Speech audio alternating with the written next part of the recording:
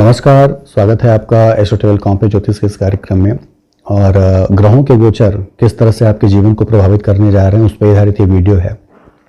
तो आइए देखते हैं कि कालचक्र की जो 12वीं राशि है पाइसेस, जिसे मीन कहते हैं, उसके लिए ग्रहों के गोचर क्या क्या लेके आ रहे हैं अप्रैल के महीने में। चूँकि ग्रहों के गोचर जो होते हैं वो चंद्र राशि पर आधारित होते हैं और चंद्रमा यदि आपकी कुंडली में 12 नंबर में है, यानी 12 अंक जहाँ लिखा वहाँ चंद्रमा है, तो ये वीडियो आपके लिए है। आपको एक मार्गदर्शन दे सकती है, आपको एक पॉजिटिव थिंकिंग आपकी बना सकती है।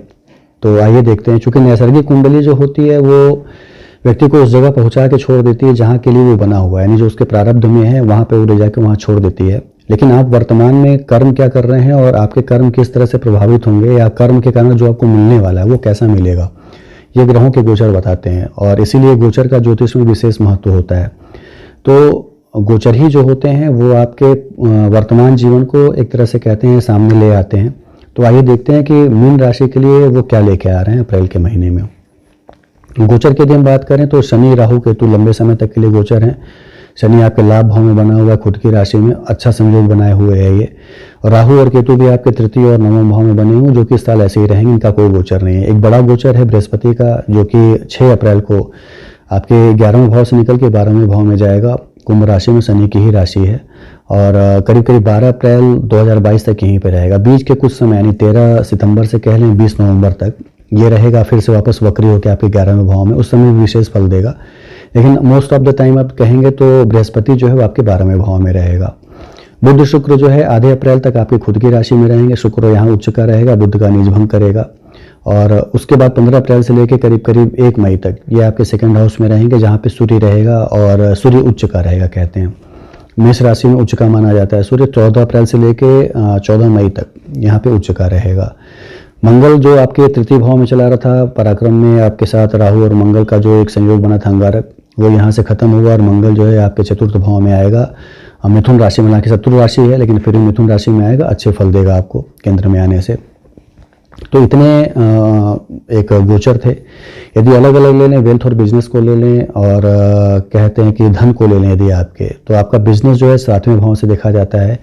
बुध जो है आपका कुछ समय आपके राशि में यानी 15 अप्रैल तक आपकी राशि में ही रहेगा और बड़े ही विशेष फल देगा, यानी 15 अप्रैल तक कमाई के संसाधन आपके बड़े ज़बरदस्त रहेंगे। शुक्र ने उसका निज भी भंग किया हुआ है, तो आप जो कार्य करते हैं उसमें कमाने के साधन, नए नए अवसर, ये सारे सुलभ होंगे खासतौर से 15 अप्रैल तक।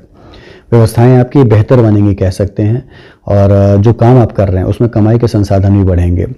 यदि आपके हम लाभ भाव और आपके यदि हम धन भाव को देखें तो उसका शनि और मंगल ये दोनों ही इसके कारक हैं। शनि जो है लाभ भाव में ही है और शनि 11वें भाव में बड़ा ही ज़बरदस्त फल देता है, यानी कमाई के संसाधन अच्छे देता है। शनि करीब करीब 2022 तक ऐसे चलेगा, तो कमाने के संसाधनों में कमी नहीं आएगी खासतौर से 2022 तक में। और मंगल चूंकि देखें तो मंगल आपका द्वितीय का लॉर्ड होकर जो धन भाव का, अच्छा संपत्तियों का भाव है, केंद्र में आ गया, सुखेश हो गया है। तो थोड़ी समस्याओं के साथ, हालांकि सूर्य भी यहाँ उच्च का है, समस्याओं के साथ सफलताएं आपको देगा अचल संपत्ति बनाने में। कुछ चीज़ें खरीदने के लिए, कुछ जमीन जायदाद या धन दौलत, यदि भूमि भवन, ये सारी चीज़ें खरीदना चाहते हैं तो उसमें आपको कुछ हद तक सफलताएं भी देगा यहाँ पे। तो देखा जाए तो ओवरऑल आपका बिजनेस और पैसे का संबंध जो है वो अच्छा बना हुआ है, बेहतर बना हुआ है। कमाई के संसाधन अप्रैल में ख़त्म नहीं होने जा रहे हैं बल्कि बढ़ने जा रहे हैं और चीज़ें आपको और भी अच्छी मिलने जा रही हैं कहा जाए तो। नौकरी वालों को देख लें यदि हम, तो नौकरी के लिए भी विशेष एक अवसर बना हुआ है। नौकरी वालों के लिए 10वां भाव आपका, 5वां भाव और आपका खुद का लग्न जो है या राशि जो है केंद्र भाव की, वो मजबूत होनी चाहिए। तो मजबूत है फिलहाल वो पे, हालांकि 10वीं का लॉर्ड जो है बृहस्पति वो आपके चला जा रहा है 12वें भाव में शनि की राशि में, लेकिन फिर भी आपका 5वां भाव देख लें यदि हम और आपका केंद्र भाव देख लें तो ये भी मजबूत बना हुआ है, बहुत कोई समस्या नहीं है, बेहतर चीज़ें मिलेंगी। लेकिन बिजनेस से कम सफलताएं नौकरी में मिल पाएंगी, क्योंकि मंगल की भी दृष्टि आप देख रहे हैं वहाँ पे है आपके 10वें भाव पे, और साथ ही साथ जो आपके केंद्र का और आपके 10वें भाव का जो लॉर्ड है बृहस्पति वो 12वें भाव में चला गया है।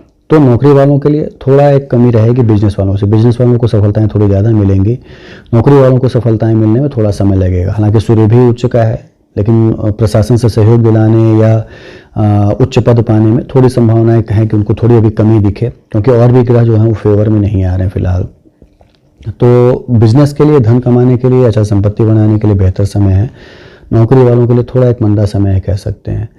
स्टूडेंट्स के लिए प्रयास करने पर सफलता मिलने की संभावना है। शनि है, सातवीं दृष्टि उसकी पड़ रही है। कर्म नहीं करेंगे तो सफलता नहीं मिलेगी। पूरे कर्म करिए, मन के भटकाव को रोकिए और लगातार जो चीज़ पाना चाहते हैं उसमें लगातार लगे रहें, क्योंकि बृहस्पति का भी सपोर्ट कहीं से नहीं मिल रहा है। बृहस्पति की भी कोई दृष्टि नहीं आ रही यहाँ पे। तो चीज़ें जो है आपके कर्म पे आधारित हो जाएंगे, भाग्य पे नहीं रहेंगे। भाग्यवश जो चीज़ें मिलनी थी आपको मिल रही थी, लेकिन फिलहाल अब कर्म पे आधारित रहेंगे। जितने कर्म आप करेंगे उतनी चीज़ें आपको मिलेंगी, वो नौकरी आपको मिलेगी, उस जगह पे आप पहुँचेंगे। तो प्रयास अपने पूरे करिए।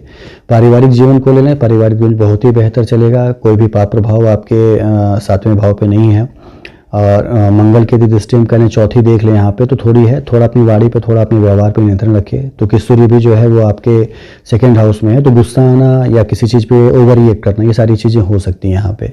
तो अब इस चीज़ पे नियंत्रण यदि रखते हैं तो चीज़ें बेहतर गुजरेंगी। चूँकि शुक्र की दृष्टि, बुध की दृष्टि भी आपके 7वें भाव पे है, तो बहुत मनमुटाव तो नहीं रहेगा, लेकिन थोड़ा वाणी पे नियंत्रण नहीं रखना, या तेज बोल देने से या छोटी सी चीज़ पे ज़्यादा गुस्सा करने से चीज़ें बिगड़ सकती हैं। तो इन सब चीज़ों पे एक नियंत्रण रखें, वहाँ से हट जाएं, वहाँ इस पे चर्चा ना करें, तो चीज़ें बेहतर रहेंगी। अच्छा गुजरेगा समय आपका परिवार में, ये कह सकते हैं आप। हेल्थ की बात कर लें और ट्रैवल की बात कर लें, तो हेल्थ के लिए आपका जो 6ठा भाव है, ये देखा जाए तो बृहस्पति से प्रभावित है, बहुत ज़्यादा समस्या नहीं दे रहा है यहाँ पे। और न ही किसी पाप ग्रह की दृष्टि आपके 6ठे भाव पे, तो बहुत ज़्यादा प्रभावित नहीं होने जा रहे हैं आप।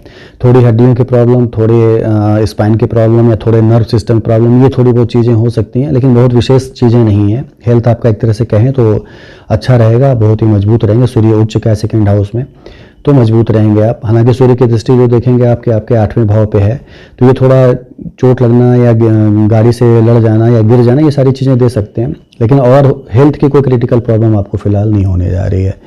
यात्राओं की बात करें तो यात्राएं आप में एक घूमने फिरने के उद्देश्य से, शुक्र जब भी मजबूत हो तो घूमने फिरने के उद्देश्य से यात्राएं देता है, तो वो यात्रा वो दे रहा है यहाँ पे। लेकिन पढ़ाई लिखाई से संबंधित या व्यापारिक यात्राओं से संबंधित यात्राएं बहुत ज़्यादा यहाँ पे नहीं दिख रही हैं, क्योंकि आपका देखा जाए तो 4था भाव, 8वां भाव और 12वां भाव बहुत ज़्यादा एक दूसरे से रिलेशन में नहीं है कहीं पे। तो चीज़ें आपको मिलेंगी तो ज़रूर, लेकिन यात्राओं में थोड़ी सजगता रखें, क्योंकि यात्राओं में भी चोट चपेट लगने के डर बने हुए हैं। और यात्राएं रिक्रिएशन के लिए ज़्यादा हैं, काम के लिए कम है, यानी घूमने फिरने से संबंधित यात्राएं ज़्यादा हैं। रिक्रिएशन या इंजॉय करने से, काम से संबंधित या अपने बिजनेस से संबंधित यात्राएं थोड़ी कम दिख रही हैं। तो इतनी चीज़ें हैं। फिलहाल आप इन सब चीज़ों का ध्यान रखें और मंगल और शनि की आराधना जरूर करें, हनुमान मंदिर जरूर जाएं, क्योंकि मंगल 4th भाव को, शनि लाभ भाव को प्रभावित किए हुए है। तो सुख जो आपके हैं प्रभावित हैं शनि और मंगल से, तो इनको यदि आप चाहते हैं कि ये आपके अच्छे बने रहें और इनमें पाप प्रभाव न रहे, तो हनुमान की आराधना जरूर करें आप। और बजरंग बाण का पाठ करना कह सकते हैं, या शनिवार को दिया जलाना, ये सारी चीज़ें करें, बेहतर चीज़ें मिलेंगी। कर्म जब अच्छे होते हैं तो सकारात्मकता भी एक मन में आती है, सकारात्मकता आ जाएगी मन में और बेहतर चीज़ें मिलती चली जाएंगी आने वाले समय में। तो शुभकामनाएं हैं कि आप आगे बढ़ें और जो चीज़ मन में सोच रखा है उसे आप जरूर पाएं। धन्यवाद।